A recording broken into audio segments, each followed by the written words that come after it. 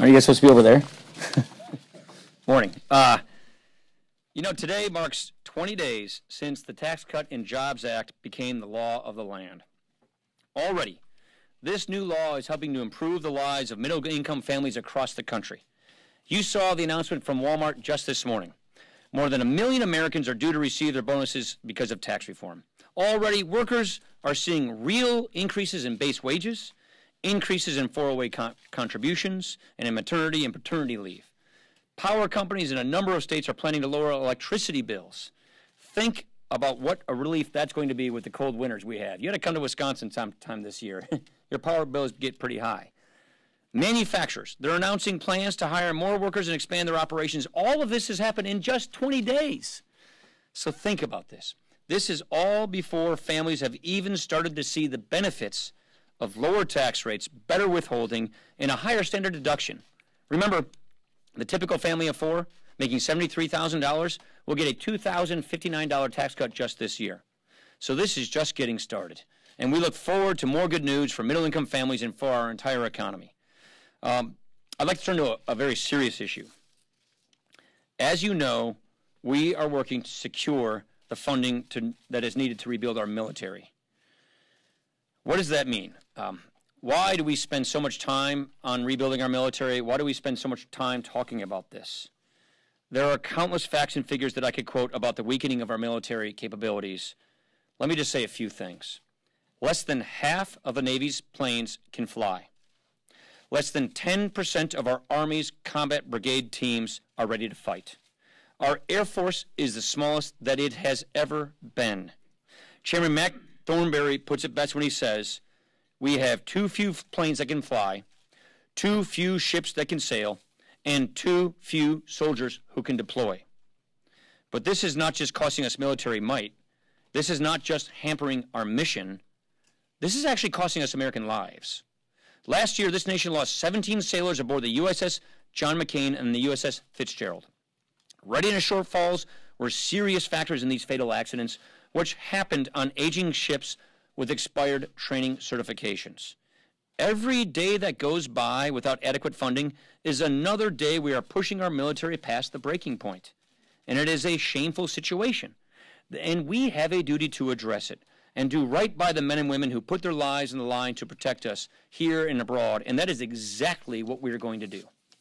Questions? Chad. Happy New Year. Yeah, I guess this is my first one.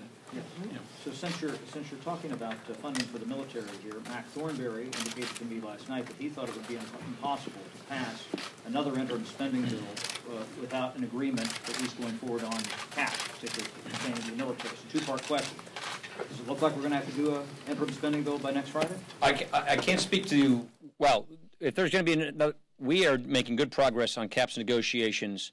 We're working with our counterparts on getting a cap agreement, but the appropriators will need time to be able to write an actual omnibus appropriations once a cap agreement is met. But that's what Mac is talking about, which is need to get an agreement so we can give the appropriators time to write their bill. And we're making good progress on cap negotiations. When we have more progress to report, I'll let you know. Second part of the question, though, go ahead. Like I said, I usually don't do that, but go ahead. Happy New Year. You just used it up. You talk about the need to fund the military. If you are going to do another CR next week, isn't that kind of having it both ways, because nothing hits the military more adversely than these? I think you're right about that, but we have to have a cap agreement in order to fund the military, in order to have give the appropriators the number they need to write their bill. Yeah. So part one. Is everybody going to use up their two-parters for the year? All right, just saying, just saying. If the special counsel requests an interview with the president, should... I'm not going to go into hypotheticals on these things. I defer you to the White House. What's your part two? Part two, you have always said that administration officials should cooperate with the special counsel. So do you I'll defer to the White House on all those questions. That pertains to them, not this branch. Manu. Mr. Speaker, we understand that you spoke to the president after his morning tweet. Is it your understanding that the president does not understand what this FISA bill is and the fact that his own administration was supporting it? Well, look, we speak on an almost daily basis. It's well known that he has concerns about the domestic FISA law. That's not what we're doing today. Today was 702, which is a different part of that law. Section 7, not Title 7, not Title 1. And Title VII, which we're doing today, is foreign terrorists on foreign soil. He knows that, and he, I think, put out something that clarified that. And his administration's position has been really clear from the day one, which is 702 is really important. It's got to be renewed. I don't understand what bill you were voting on today. He just has concerns about other parts of FISA. I think everybody knows that, too. Can you respond to the letter from more than 100 CEOs saying that if you guys don't come up with a DACA deal by January 19th, there'll be a crisis in the workforce? And does any immigration bill that passes the House need support from majority Republicans? Say that again? Need? Immigration bill that passes the House needs support from a majority of Republicans. Yeah, look, I think we'll have that. I think we will be able to put together a DACA compromise that has a majority support from our party. You have to remember, and I know I sound like a broken record, A, we want to fix DACA. We do want to fix DACA. B, we want to fix it while addressing the root cause problems so that we don't have a DACA problem again. I mean, that's kind of common sense. That means the security measures that need to accompany any DACA solution are necessary so that we have a final fix and not a temporary fix so we don't have the problem down the road again. That's common sense, that's rational, and that will be bipartisan, I believe. Yeah. Now, Nicholson, I haven't seen you in a while. Sorry. Kind of getting to my next question about the tweets today, and then also the Wolf book. The which? The Wolf book. There's been some. Just so you know, I don't read every tweet. I mean, I saw the two today on FISA. Is that what you're talking about? I'm imagining a lot of tweets on mute. At any rate, there's been questions raised about the president's fitness for the office and qualifications. Back in September 2016, he said, of course he's qualified, he's the nominee. Would it be the worst thing in the world to have a businessman in office? Now that you've had 12 months of this, do you still stand by it? Yeah, I stand by what I said. I think you saw on display the meeting he had down at the White House with Democrats and Republicans on immigration.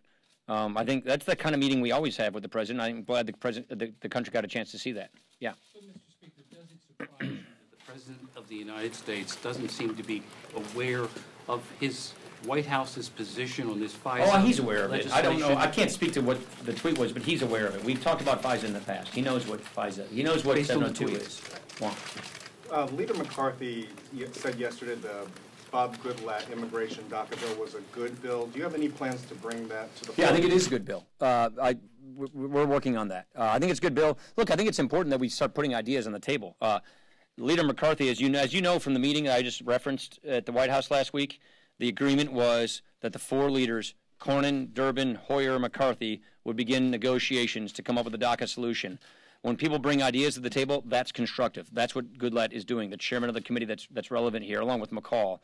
And so Leader McCarthy and the other three leaders, based on that meeting and that agreement last week, are having those negotiations. I think that's constructive. I think that's exactly what we should be doing, and I'm confident that we'll get a solution before too long. Last question.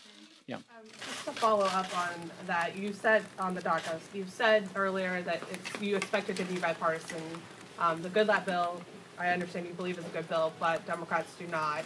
I mean, well, I don't know the answer to that, by the way. I don't know if all Democrats are opposed to that, but shouldn't we be offering solutions? The Goodlatte bill is a DACA solution. The Goodlatte bill brings peace of mind to the DACA kids, and it also shows here's what the security piece looks like. So that is constructive.